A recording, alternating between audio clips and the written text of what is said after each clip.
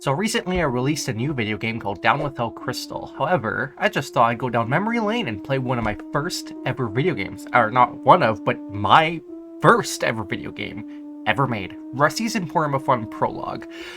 Let's get started right away and I'll just start chatting. So, this game was made 8 years ago? 2019. So that would have been 7 years ago now. But I had started working on it 8 years ago when I was 14. This was my attempt at indie mascot horror. And this, as you will soon come to find, is nothing more than a walking simulator. However, I had big plans for this game. I just didn't know much about programming. I don't know why I decided to make my first game a fully 3D first-person game, but here we are. All these 3D assets were made using Paint 3D, the long-gone 3D modeling tool made by Microsoft. And here's our first character. So fun fact with this area right here. I wish I still had footage, but I had a hard time animating my own 3D characters. So originally, when you turn this corner, Rusty, the main villain of the game, was supposed to jump out of this like lava pool here and chase you down these stairs. However, I didn't know how to, trigger events and stuff in Unity at the time, so now we have this instead. Which, fun fact, every cutscene takes place in its own scene, because I only ever knew how to trigger scene changes. So, as you can hear by amazing voice acting from way back when.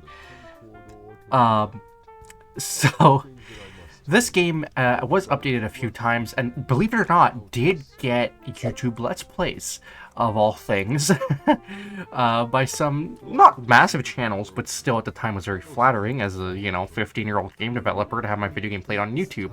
But I do believe most of the reason why people were playing this game was because, you just gotta get that, any horror game to get that click, right? They gotta get those reaction clicks off any horror game possible, and it's like, then they play this game, they're like, whoops, this wasn't actually that scary, but I got the recording, might as well just upload it, is what I feel the problem was for most of those videos.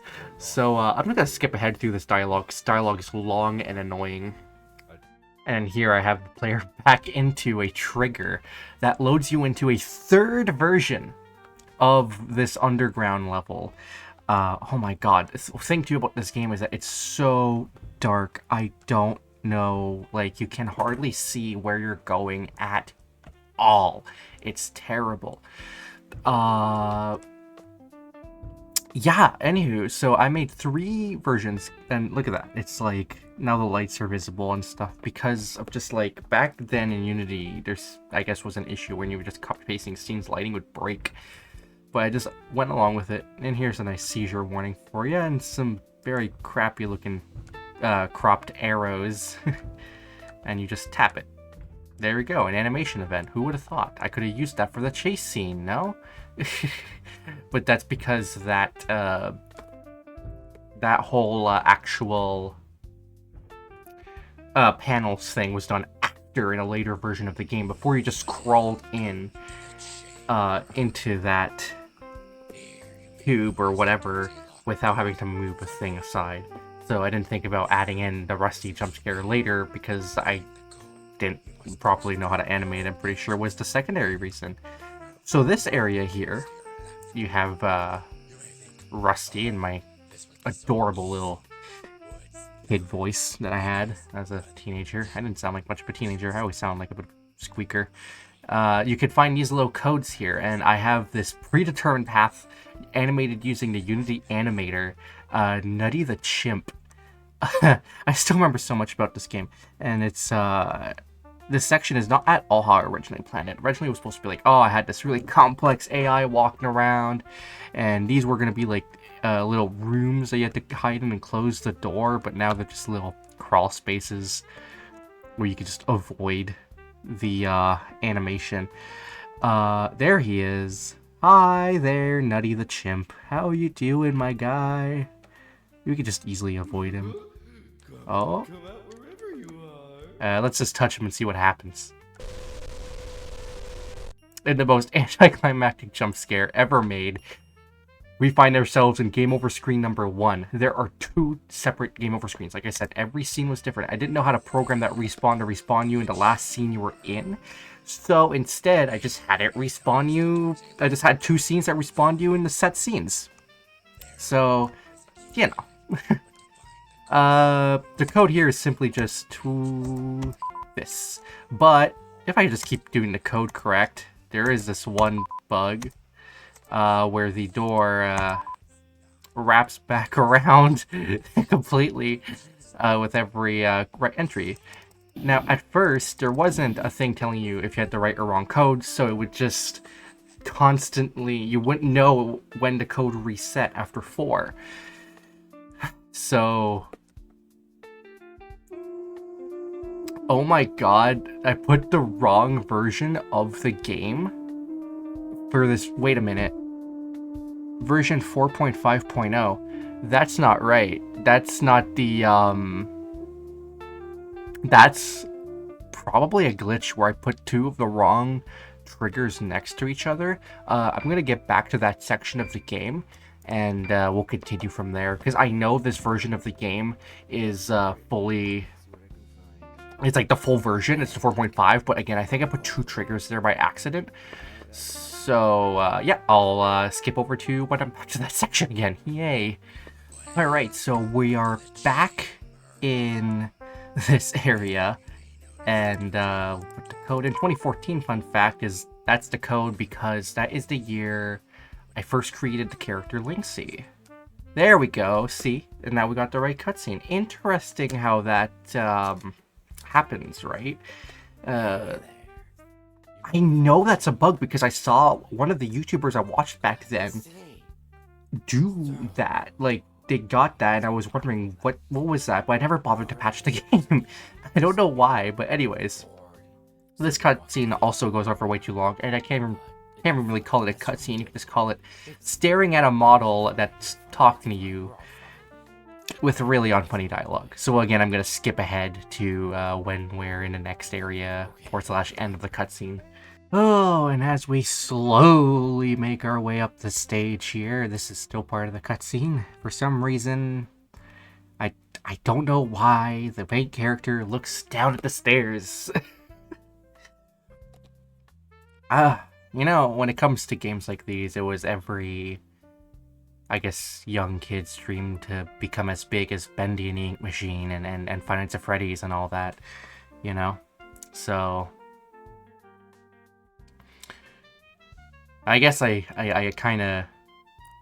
You can't blame me for making this piece of crap.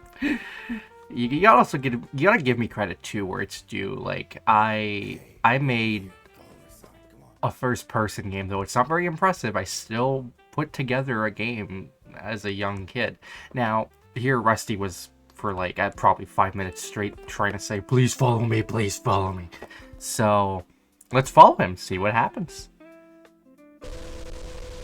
I'm terrified. So there's our second. So this area, fun fact, when you were coming this way, you're supposed to get chased by Rusty.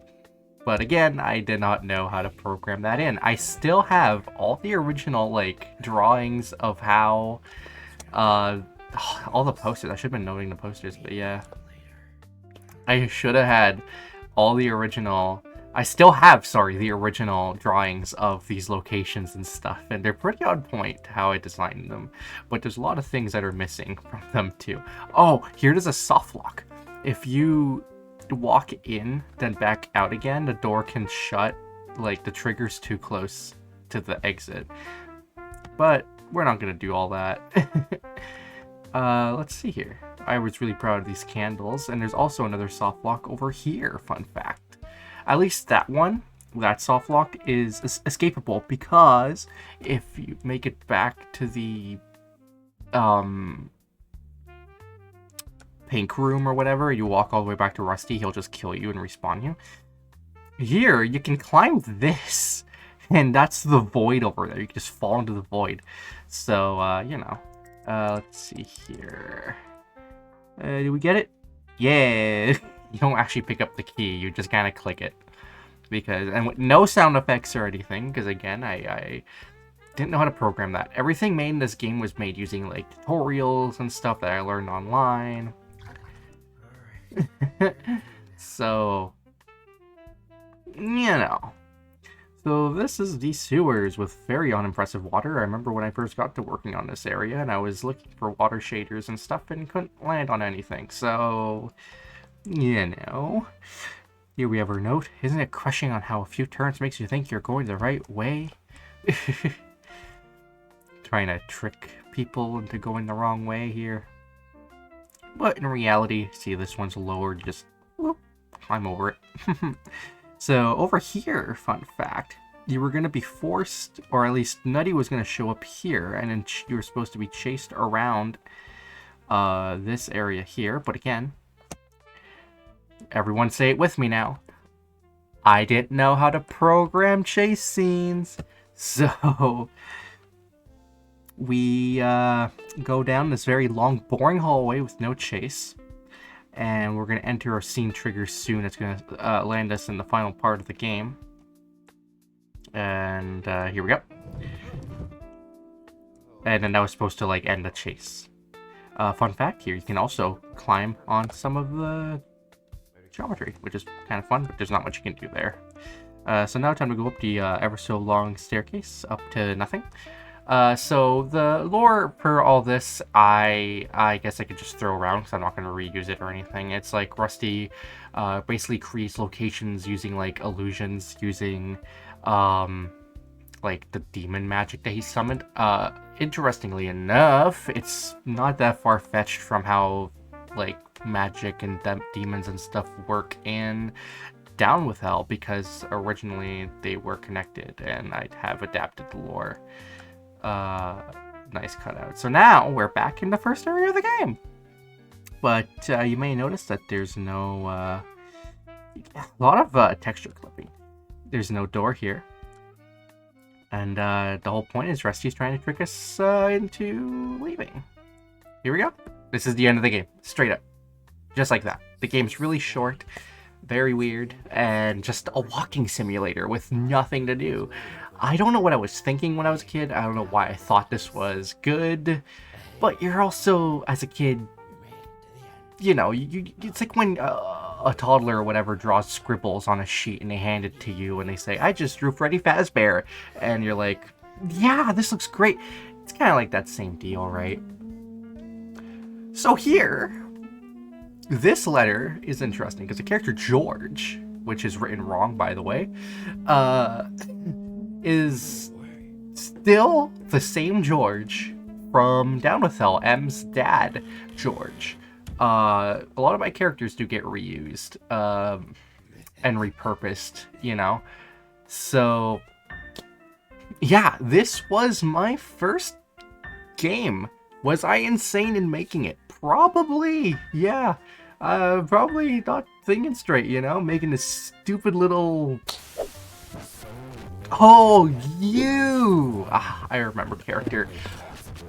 I want to talk about him actually a little bit. Character, fun fact, was supposed to be part of this little ARG thing. I literally, it was supposed to be this thing where all my games were interconnected and I wasn't aware of it, and there was this glitch character who was bringing all my characters' worlds together and making all my characters sentient without my knowledge, and you were supposed to piece it together or whatever. But, you know, that eventually got scrapped. I really hope he's not so loud that he's, like, covering up my voice or anything. But, I'll just cut it to when we're back on the title screen. I'll end it off there, because that's really all there is to this game. If I still had the files, there is a Christmas edition of Rusty's Informer Fun Prologue. If this video does well enough, I am willing to look through my very old computer and see if I can find the original Rusty's Informer Fun Christmas Edition files, release it, and play it on a video as well. But for now, we'll just leave it at Prologue. I just felt a little bit nostalgic now that I've released my new game on Steam just a couple days ago. And it's free, by the way. If ever you want to check out Down with Hell Crystal, the link's in the description and it's free. So, yeah. This guy does not shut up at all, just like everyone else in this game. So, you know what? I'm just going to end it right here. Thank you very much for watching, everyone. if you want to, you can subscribe and like. I'll be posting a lot more game developer content soon. I've got some big stuff coming out for my game that just released. There's some more news coming for that very soon. Oh, and there's the title screen. And also, I've got a new project I've been working on, and you can follow me on Twitter, or X nowadays, I guess, to stay up to date on that. But yeah, once again, thank you very much, and I'll be seeing you in my next video.